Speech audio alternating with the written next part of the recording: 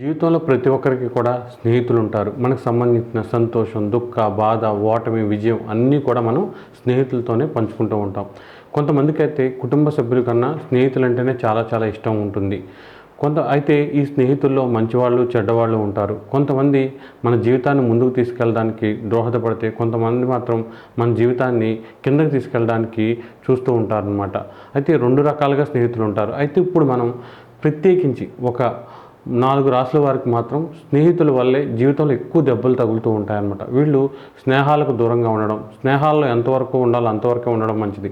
వీళ్ళు గుండు కోసిచ్చేస్తాం, ఇంకేదో కోసిచ్చేయడం వలన ఎవరు కూడా వీళ్ళ కోసం ఏమీ కోసేవారనమాట. కాబట్టి ఖచ్చితంగా మీరు స్నేహాల విషయంలో చాలా చాలా దూరంగా ఉండాలి, జాగ్రత్తగా ఉండాలి.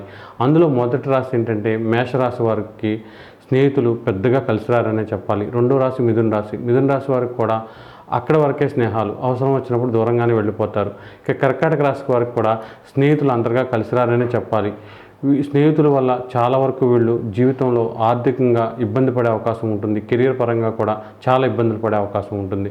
ఇక తర్వాత రాశి వృశ్చిక రాశి. వృశ్చిక రాశి వారికి స్నేహితుల వల్ల చెప్పలేని నష్టాలు జరిగే అవకాశం ఉంటుంది. వీళ్ళు స్నేహాల కారణంగా చెడు అలవాట్లకి ఎక్కువగా బానిసయ్యి కెరియర్ని పోగొట్టుకునే అవకాశం కూడా ఎక్కువగా ఉంటుంది.